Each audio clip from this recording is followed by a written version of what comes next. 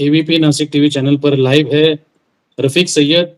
ये रहने वाले वजर कोकनगांव साइड के एक सामाजिक कार्यकर्ता है, जिनका सोशल वर्क बहुत अच्छा है, जिनको मैंने काफी करीब से देखा हूँ। और इनके ऊपर कोई हाल ही में कुछ जानलेवा हमला हुआ था। इसकी जानकारी रफीक भाई ने मुझे व्हाट्सएप के जरिए भेजे थे। इसी विषय पे रफीक भाई हमारे साथ में लाइव जुड़े हैं। रफीक भाई, मुझे व्हाट्सएप पे जो फोटोज आए, कुछ अपने घर के व्यक्ति है और तुम्हारे ऊपर भी इसके अंदर हमला हुआ। तो ये हमला किसने किया और क्यों हुआ और ये कब हुआ? मेरा नाम रफ़ीक सैयद है। मैं रहने वाला कोकन गाँव, तालुका निफाड़, जिला नासिक।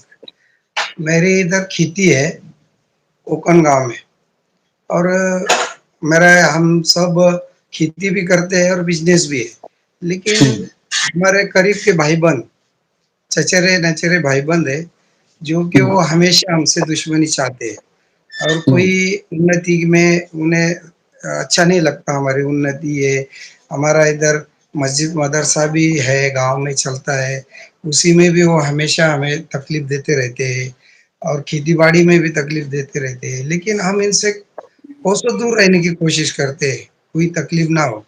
एक दिन ऐसा हुआ 3/9/2025 को मेरा भाई हमारे खेती में प्याज़ा रखे थे, जो कांदे बोलते हैं, प्याज़। हम्म। उसका गोडाउन था, वो गोडाउन से हम माल भर रहे थे कंटेनर में। वहाँ जो इरिगेशन का कैनल है और कैनल से 200-250 मीटर दूर हमारी खेती है।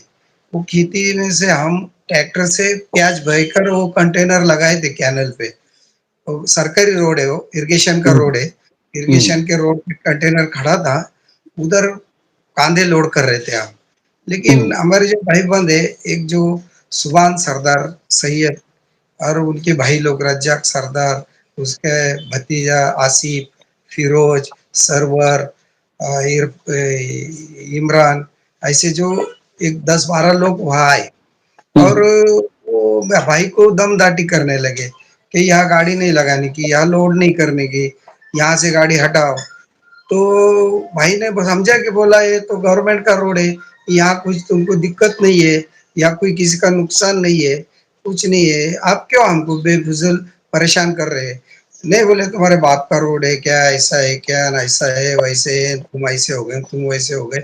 तो पुरानी दुश्मनी निकालने की वजह से उन्होंने वो हमको भाई को थोड़ी-सी गाली-गलौज, दम-डाटी करे और वो जो कंटेनर उधर खड़ा था, वो हम्म। कंटेनर के टायर की हवा उसने छोड़ दिया सुभान सरदार ने और ड्राइवर को गाली-गलौज करके ड्राइवर को भगा दिया वहाँ से।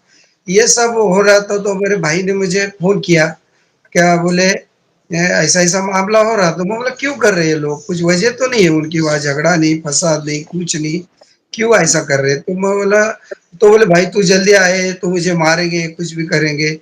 तो मैं चला गया वहाँ गाई-गाई। तो रात का 8:30-9 का टाइम होगा वो रात का अँधेरा था। हम्म। मैं, मेरा लड़का, मेरा भतीजा, मेरा भाई हम 2-4 लोग उधर गए।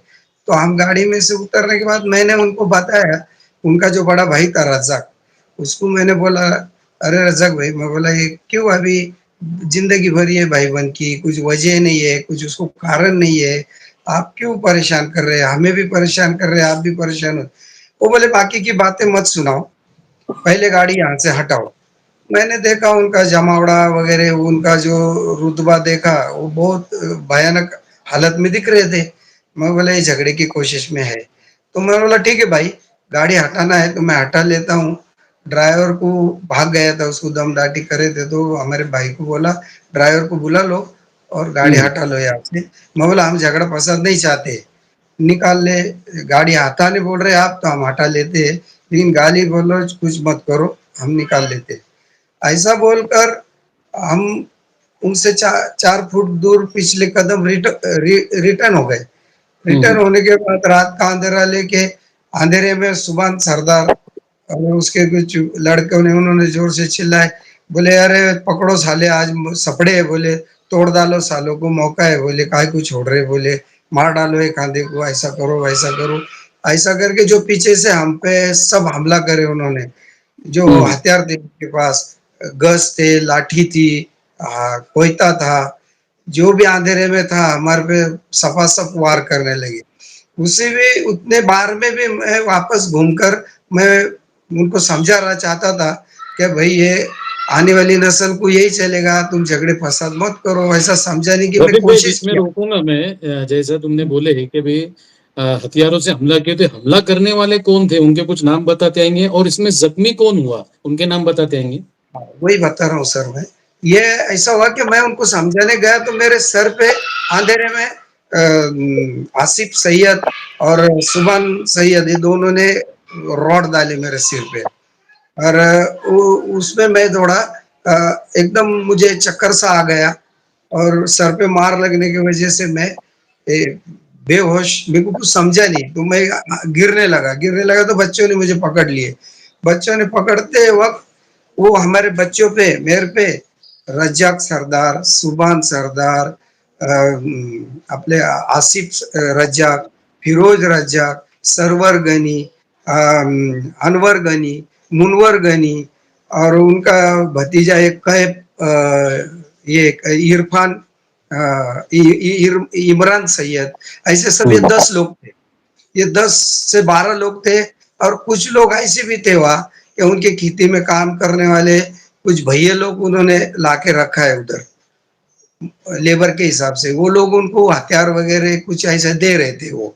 तो ये अंधेरे में सब कुछ समझ में आ रहा नहीं था, लेकिन मैं नीचे गिरने के बाद मेरे बच्चे मुझे बचाने की कोशिश करे, तो मेरे बच्चे जैसे भी मुझे उठाने की कोशिश कर रहे मैं नीचे गिरने के बाद, तो इन्होंने अंधेरे में इतने बेरहमी से बैटरी लगा-लगा कर वार करे हम पर, ये सब लोगों ने।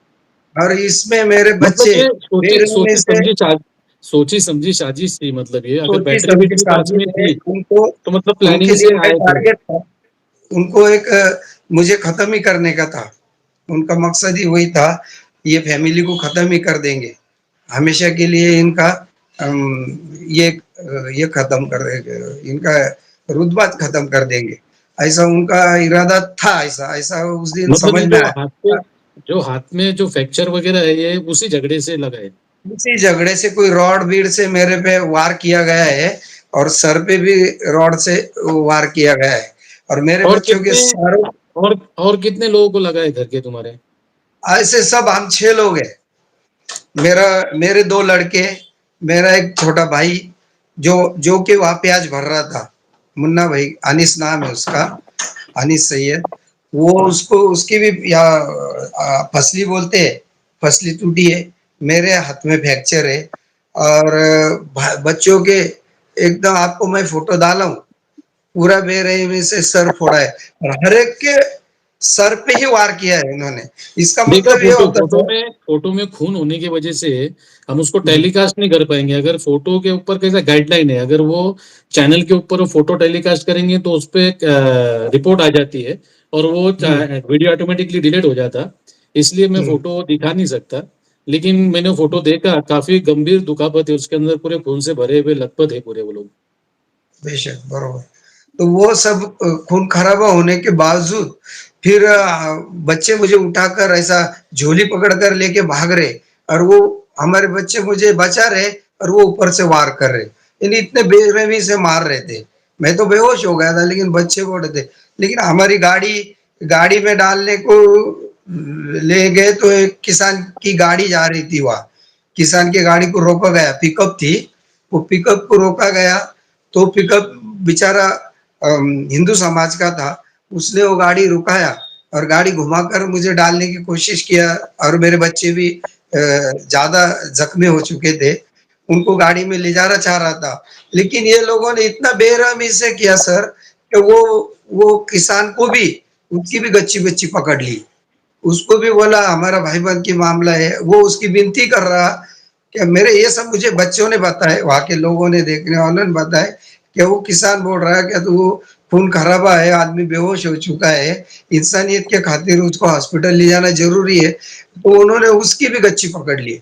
उसको बोले हमारा भाई-बंध के मामला है, तूने इसमें गिरना नहीं और उसको भी दम-दाटी देकर उसको निकाल दिए। फिर एक हमारा भतीजा उधर आया, एक कलीम सैयद वही रहता है मोहल्ले में, वो गाड़ी लेके आए नासिक से। नासिक से आ रहे थे वो, उनको फ़ोन किया था किसने तो भी, तो वहाँ हम्म। वो कलीम सैयद जो गाड़ी लेकर आए, उन्होंने उनके गाड़ी में हम चारों पाँचों को डाले और वो अपने आरपीआई के अल्पसंख्यक अध्यक्ष भी हो, आठवले गढ़ के, तो उन्होंने वो गाड़ी में उठाकर हमको पीपल ऑफ धनवंतरी हॉस्पिटल में तुरंत दाखिल किए और उसके बाद हॉस्पिटल में हमारा तुरंत इलाज चालू किए। कहने का रफीक भाई, मकसद जितने ये, जितने जितने लोगों को मार लगा, आप तो मेरे सामने है अभी फिलहाल में, बाकी लोगों की हालत कैसी है? हाँ, उनका नाम बताओ क्या? उनका नाम है, मैं तो मेरा रफीक सैयद, मेरा छोटा भाई अनीस सैयद, मेरा लड़का मोहसिन सैयद, एक मोइन सैयद, एक अरबाज सैयद, मेरा भांजा था अपना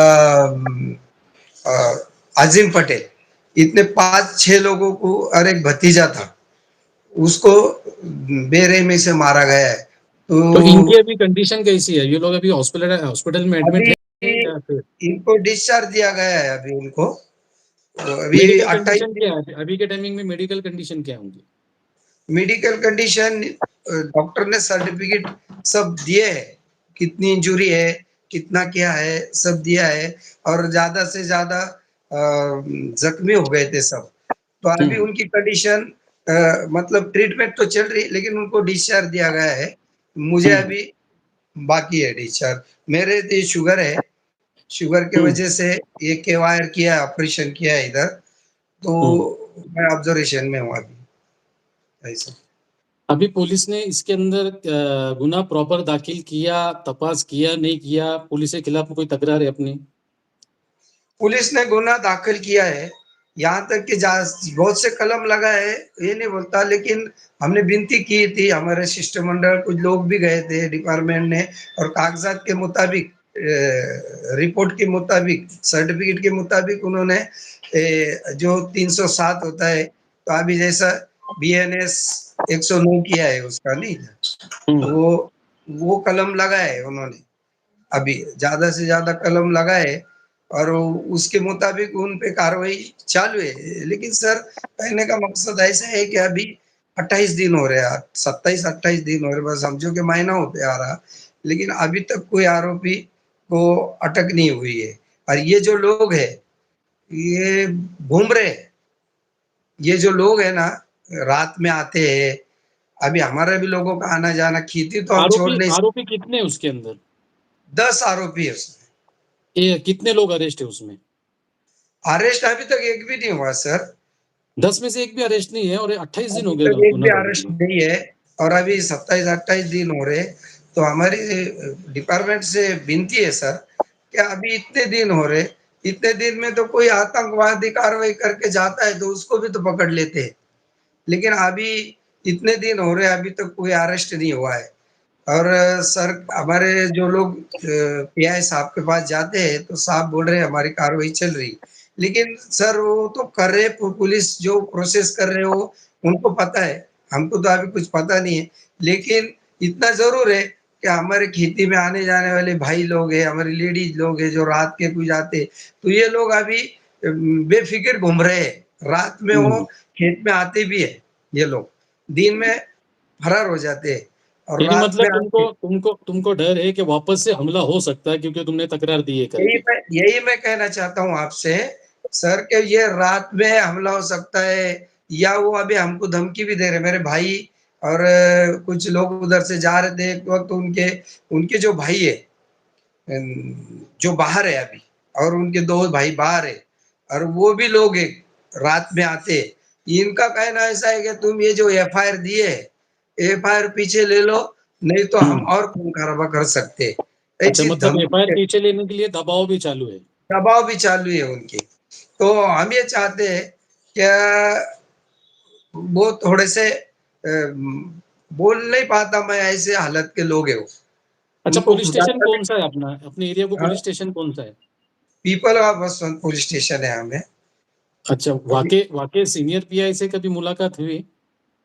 मेरी खुद की तो नहीं हुई सर अभी, बाकी हमारे जो लोग हैं, ये सब जाकर मिले हैं ये लोगों को, क्या जाकर उन्होंने बोले हमारी प्रोसेस चल रही, हम कार्रवाई कर रहे हैं। लेकिन इसके बावजूद भी सर, वो लोग ने अटक पूर्व जामीन के लिए कोशिश की है। यहाँ जो डिस्ट्रिक्ट कोर्ट है निफाड़ में, उन्होंने कोशिश की है, लेकिन उनका यहाँ रिजेक्ट हो गया है डिस्ट्रिक्ट कोर्ट में। अब वो हाई कोर्ट में उन्होंने अर्जी लगाई है, क्या हमें अटक पूर्व जामीन। इधर वो हमारे साथ दबाव तंत्र वापर रहे, बेछूट घूम रहे हैं, और अभी पुलिस ने उनको अरेस्ट भी की नहीं है। और वो ये ऐसा मौसम, ऐसा मौका होने की वजह से एक आधे बार वो दोबारा हम पर हमला भी हो सकता है सर। बिल्कुल, इसलिए बिल्कुल। रफीक हमारे भाई, दिल में अभी इसके अंदर कानून तुमको इजाज़त देता है कि जो आयो है केस के, उससे हाँ, जाके तुम मिल सकते, केस का स्टेटस क्या है देख सकते। फरियादी को अधिकार रहता है कि उसका केस चार्जशीट गिरने से पहले तपास कैसा चल रहा है, क्या चल रहा है, उसको जानने का, समझने का अधिकार है। तो मेरी ऐसी राय है कि एक तो वाकई सीनियर पीआई से या जो आयो है, उनसे एक बार जाके मिलो और उनसे बात करो और केस का स्टेटस क्या है देखो। उनको उनकी जानकारी में ये चीज़ है कि सेशन कोर्ट में उन्होंने बेल लगाई, वहाँ से रिजेक्ट हुई, अभी वो हाई कोर्ट गए। मतलब वो लोग कहीं न कहीं इसकी जानकारी पुलिस प्रशासन को भी है कि वो लोग घूम रहे हैं और बेल के प्रोसीजर में हैं। तो वो लोग उनको उनके ऊपर दबिश बनाने के लिए क्या कार्रवाई कर रहे हैं, कौन-सी टीम रवाना हुई उनको खोजने के लिए, ढूँढने के लिए, ग्राउंड लेवल का स्टेटस क्या है, ये जानना अधिकार रहता फरियादी का। एक बार सीनियर पीआई से या आईओ से मुलाकात करके ग्राउंड लेवल पे देखो, हो सका तो वाक़ई सीनियर पीआई का आईओ का नंबर मुझे अरेंज करके दो। मैं वाक़ई पीआई, आईओ से या ज़रूरत पड़ी तो वाक़ई जो तुम्हारे ग्रामीण के एसपी है, मैं उनसे बात करने की कोशिश करता हूँ और मेरे चैनल के माध्यम से जो बातमी मैं भी आपकी कर रहा हूँ, ये भी मैं वहाँ तक पहुँचाने की कोशिश करता और इसके ज़रिए भी माँग करते हैं कि उनके ऊपर जल्द से जल्द कार्रवाई हो और जो आरोपी मुक्कार ढूँढ रहे हैं, उनको पकड़ा जाए। एक हमारा भी लास्ट एक हुँ, हमारा भी मेरा भी कहना ऐसा है सर कि यहाँ से पीछे भी ये लोगों ने बहुत सी तकलीफ दी है। मस्जिद है, मस्जिदों में तकलीफ देते हैं। मौलाना को भी, यहाँ तक कि उन्होंने मौलाना को भी मुसल्ले से पकड़ के उठाया है। हुँ, मौलाना को भी तकलीफ देते हैं। अभी 2022-23 में मौलाना को जान से मारने की धमकी दी थी इन्होंने। तो हुँ, उसकी भी एफआईआर हमने पुलिस स्टेशन में दी थी। लेकिन उसी वक़्त उन्होंने माफ़ी माँग कर साहब ने भी बोले आपस में टकराव न हो। पुलिस स्टेशन भी हमको अच्छा हेल्प करता है। कई बार हमने उनसे कॉम्प्रोमाइज़ भी कर लिए। ये खून खराबानी है, दुनिया में दिन सही नहीं चल रहे, कहीं भी कुछ अपन आपस में मिल-जुल के रहना, ये हम भी चाहते हैं सर। लेकिन वो लोग सुधरने के काबिल ही नहीं है। वो हमेशा दुश्मनी ही चाहते हैं, और थोड़ा बहुत कैसा है, पैसों का गुरूर है उनको। थोड़ा-सा खेती-बाड़ी में पैसा आ जाता है, फिर वो भाई बन के निकालना चालू कर देते हैं। हम कभी उनके कोई फिजूल इसमें उनके कदम भी नहीं बढ़ाते उनके उधर कुछ करने के लिए। हम उससे पाए हमने खेती-बाड़ी करना छोड़ दिया है। लेकिन इन्होंने एक दहशत बना के रखा है। आपस आजू-बाजू के माहौल में भी दहशत बना दी है। हमारे पे भी दहशत बना रहे हमेशा। मेरी एक डिपार्टमेंट से यही विनती है, क्या कड़ी से कड़ी सजा हो जाए, कड़ा से कड़ा कानून उनको लगाकर और हमेशा के लिए ये दुश्मनी खत्म हो जाए, और उन पे कानूनन कड़क से कड़क कार्रवाई हो, ऐसी मेरी डिपार्टमेंट से विनती है। मैं भी एबीपी नासिक टीवी चैनल के माध्यम से ग्रामीण के एसपी और आपके एरिया के पुलिस स्टेशन के सीनियर पीआई से निवेदन करता हूँ कि जल्द से जल्द वो दोषियों पे कार्रवाई करे, उनको पकड़ने के लिए दबिश बनाए और जल्द से जल्द उनको उनकी किए की सज़ा दे और जेल की सलाखों पे उनको उनको पहुँचाए।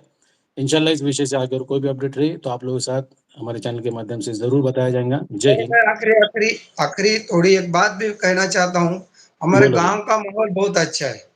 गाँव खेड़ा है, सब कुछ है। सब हिंदू, मुस्लिम हम ये लोग मिल-जुल कर रहते हैं। हालाँकि ये हिंदू लोग भी हमें मस्जिद, मदरसे में हर बात में कोऑप करते हैं। हमको सँभालते हैं, हमको हर बात की मदद करते हैं। मैं ग्राम पंचायत सदस्य भी रह चुका हूँ, मैं सोसाइटी का डायरेक्टर भी रह चुका हूँ। ये हिंदू लो समाज से भी मैं हमारे अच्छे ताल्लुक है। ये हिंदू लोग भी हमसे एकदम मिल-जुल कर हमारी सुख-दुःख में, त्योहार में, इसमें मिल-जुल कर रहते हैं। ये लोगों की हमको मैं उनकी तारीफ़ करना चाहता हूँ, ये लोग हमको हमेशा मदद करते हैं, हर सुख-दुःख में शामिल होते हैं, लेकिन ये अपने होते हुए भी अपनों को तकलीफ देते हैं। ये बिल्कुल, बात का है। जिस तरीके का देश का वातावरण है, तो हुँ, ये देख के काफ़ी अजीब लगता है कि जब माहौल ऐसा है और उसमें अपने लोग ही अपनी जान के दुश्मन बन जाते हैं, तो पता है क्या वो दिल पे क्या बीत रही होंगी, वो पता है मुझे। ये माहौल बहुत आप बुरा है। गाँव खेड़े में रहकर हम सब समझ रहे सर, हम कितने कैसे दिन निकाल रहे। और हम लोग भी जानते हैं, अपने लोग भी नासिक है, नासिक से हमारा कनेक्ट है। पीपल गाँव है, ओझर है, निफाड़ है, लासल गाँव है, सुकेना है, ये जितने भी गाँव है।